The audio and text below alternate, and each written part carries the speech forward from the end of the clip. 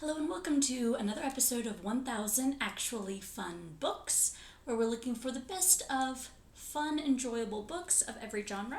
And today we're doing the book Peter Pan by Barrie, J.M. Barrie.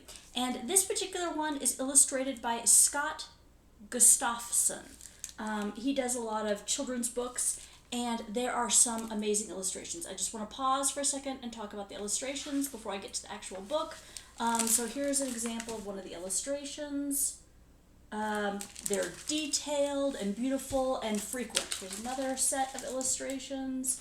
They're not on every page, but if you want to get a physical copy of Peter Pan, as opposed to a digital copy, because it is in public domain, you can get it for free, and I'll have a link below for both an Amazon copy that has this illustrator as well as the free version on Gutenberg Press. But if you want an illustrated copy, I recommend his illustrations as opposed to the original illustrations. Although the originals are good too. I just think that these are fun, they're colorful. The originals I think were mostly black and white. So anyway, okay. So most people are very familiar with Peter Pan. I would be surprised if you don't know something about it.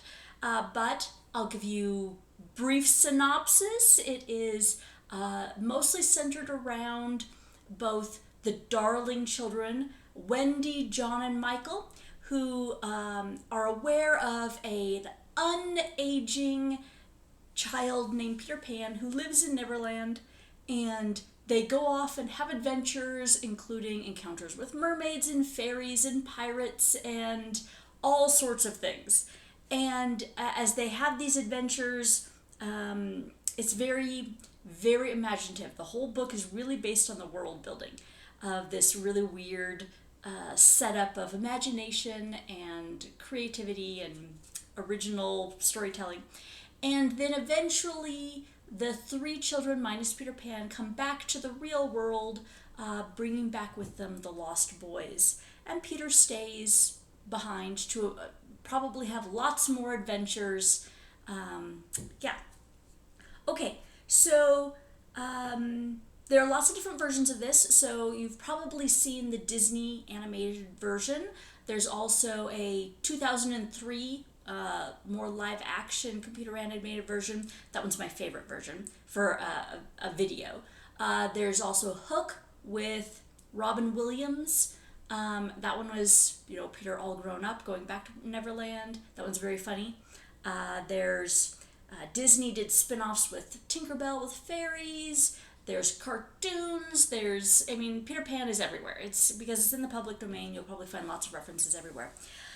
But interestingly enough, reading the book, there are lots of things in this book that don't make it to any of the other media, as far as I'm aware.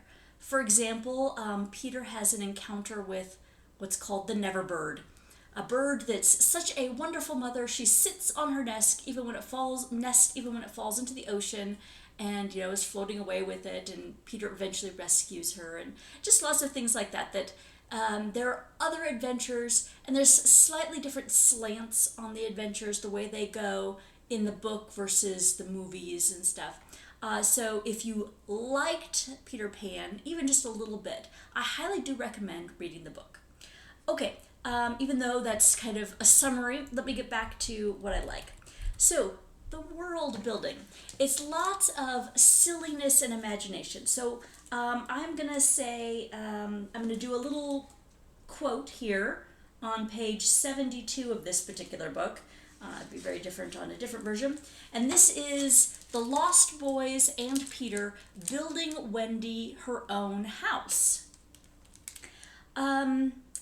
So they have done a bunch of building already, and it's imaginative building. It's like they do it in their imagination, but whatever. Peter, seeing this to be a good idea, at once pretended it was his own. The house was quite beautiful, and no doubt Wendy would be very cozy within, though of course they could no longer see her. Peter strode up and down, ordering finishing touches. Nothing escaped his eagle eye, and just when it seemed absolutely finished, "There's no knocker on the door," he said. They were very ashamed, but Toodles gave the sole of his shoe, and it made an excellent door knocker. Absolutely finished now, they thought. Not a bit of it. "There's no chimney," Peter said. "We must have a chimney."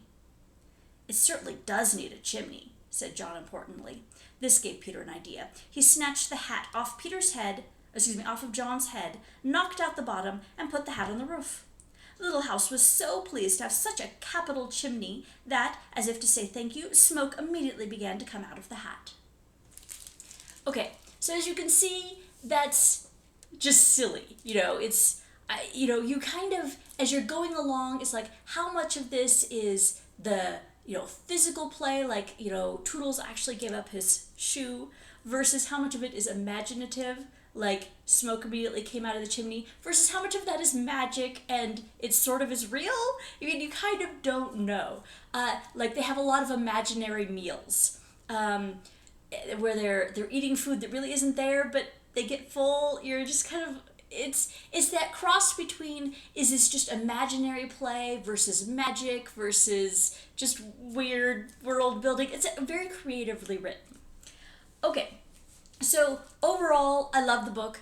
I am going to say about a couple things, though, that are either, we'll say, warnings or not quite dislike, but things that you might want to be aware of. So one of the first ones is the language in this book. So this was written over 100 years ago. Well, yeah, I think over 100 years ago. And as such, it has very much different language than we have today. Some of it is just different ways of saying things that you wouldn't expect. It's, an older word. Some of it isn't really appropriate. So, for example, we'll say, I'm going to read on page 31.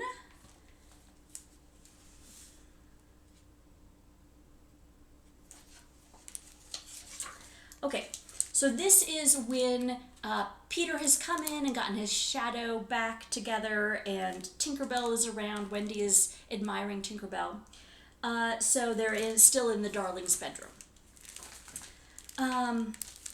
"Oh, Peter," Wendy cried, "if she would only stand still and let me see her." "Oh, they hardly ever stand still," he said. But for one moment, Wendy saw the romantic figure come to rest on the cuckoo clock. "Oh, the lovely," she cried, although Tink's face was still distorted with passion.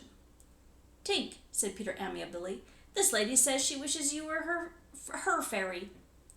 Tinkerbell answered insolently. "What did she say, Peter?" He had to translate. "She's not very polite. She says you're a great ugly girl, and that, she is my fairy." He tried to argue with Tink. "You know you can't be my fairy, Tink, because I'm a gentleman and you are a lady." To this, Tink replied in these words, "You silly ass," and disappeared into the bathroom. "She's quite a common fairy," Peter explained apologetically. "She's called Tinkerbell because she mends pots and kettles." They were together in the armchair by this time, and Wendy piled him with more questions. "If you don't live in Kingston Gardens now—" "Well, sometimes I still do." "But where do you live mostly now?" "With the Lost Boys." "Who are they?" "They are children who fell out of the perambulators when their nurse was looking the other way. If they're not claimed in 7 days, they are sent far away to the Neverland to defray expenses. I'm captain." What fun that must be. Okay, so that was basically a page on page 31. Now, I would like to point out a couple of things. The first, probably most noticeable, is that Tinkerbell calls Peter an ass. That, while it's not necessarily like a really bad word, it's not exactly something that you would find in a modern children's book, right? So there are a couple of things like that. I'll do another one slightly later where it's the usage of the word has changed, I believe, because it's very much not appropriate today. Another thing to point out here is children fall out of the perambulators, which no modern child would know what that is, but it's a pram, a baby carriage, a stroller. Any of those would be modern terms for this, not a perambulator. And then at the very end it says, if they're not claimed in 7 days, they're sent far away to Neverland to defray expenses. Now, what exactly does that mean? What exactly is, I mean, even as an adult, you're like, what? Defray what expenses? But a child would have no idea what that meant. So there's a lot of things like that, where you come across phrases, terms, and you're just like, what? even as an adult, you might be scratching your head going, what exactly does that mean? Like earlier, when Wendy sews on Peter's shadow, it says, Wendy went to get her little housewife. And you're sitting there going, in modern terms, that would mean a person. But in the book, what it actually means is her sewing kit. She went to get her little sewing kit to sew on the shadow. And so it's just a term that's, so the language is old-fashioned in a way that can be difficult to read, especially for a kid. So the fact that this is it really is, the story overall is appropriate for children. Not too young though, because it's just a little bit too abstract in so many ways. And if an adult were reading this to a child, something like the perambulator, you'd basically have to mentally substitute a word or explain it to a child as you were going. So I kind of feel like, just based on the language, it kind of needs to be a child that's like 10 and up to really understand enough of what's going along to figure out some of those confusing aspects of it. So there's the language. I'm going to do one more little quote. And this one kind of shows another, I'm sure it has to be a word that has changed meaning over the years, because this just can't be what I think modern terms would be. Okay, so Peter is outside standing guard and he falls asleep. So after a time he fell asleep, and some unsteady fairies had to climb over him on their way home from an orgy. Any of the other boys obstructing the fairy path that night would have been mischieved, but they just tweaked Peter's nose as they passed on. Okay, what exactly is an orgy? Yeah, in modern terms, that would very much not be appropriate for a child. So, yeah, we'll assume that in the 1911 or whatever this was written, that it meant just a party, a big public party with lots of people. So things like that. I mean, do you really want to, explain that word to your child? Probably not. So yeah, a couple things that are just funny like that. I just needed to point out. Okay, so some things that I don't actually like about this. There aren't very many, but there are a couple. One of which would be Peter himself, his personality. He's very conceited. He's like, oh, the cleverness of me. Oh, the wonderfulness of me. He constantly does that kind of thing. And the book portrays that as a attractive thing. Like, that's one of the reasons why so many of the characters like him, is because he is so conceited, like unself-consciously conceited. And I can't say that is really actually an attractive thing. He's very arrogant in a lot of respects and self-focused. So Peter will take credit for things that wasn't his idea, or that he didn't actually do, and he no shame about this. He just does. That was obviously all me, and it clearly wasn't. And sometimes people can get offended. Like Wendy can be kind of like, "What? I came up with that," and he's like, "No, that was me."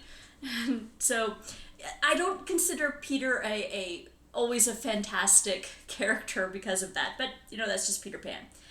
All right, another thing I don't like about this is the author does a lot of interjecting. It comes from, you're immersed in the story, and then suddenly the author is talking to the reader. And that's just not a style I particularly like. The author is like, so what story shall I tell you? Shall I tell you this story or this story? I'm going to flip a coin, and apparently the author flips a coin and says, I'm going to tell you this story. That kind of thing. And I'm not a fan of that style of writing. So it's not bad, it's not every chapter or anything like that, but it's enough that it's irritating, I find. There are a couple of politically incorrect things. So like Tiger Lily and her tribe are called Redskins, which some people can find very offensive. I mean, that's the same thing as it's the same level as the Disney cartoon. So if you find the Disney cartoon offensive, then you would this. If you don't, that is no big deal.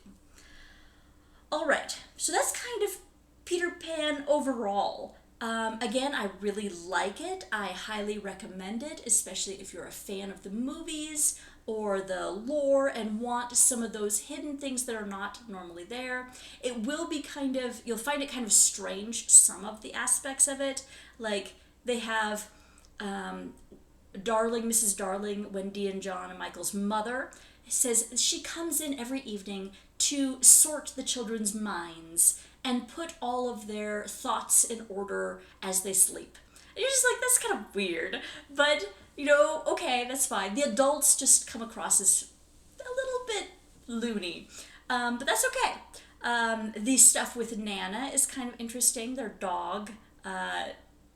I'll just leave it at that. It's kind of interesting. So if you'd like a deeper insight into Peter Pan, I highly recommend the book.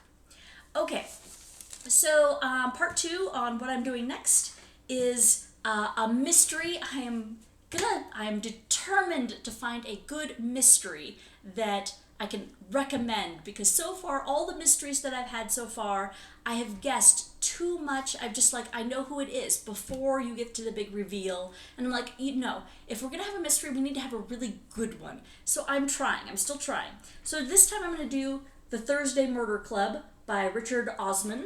I'm gonna try that one and see if this is a better mystery than any of the ones I've done so far. If not, I'll keep looking. There's so many mysteries out there, there's gotta be a good one. So I don't know anything about this mystery. I can't tell you anything about the plot other than it's a murder mystery. Probably a pretty classic whodunit. So I look forward to reading that, and I'll share with you my thoughts next time. Thank you for watching.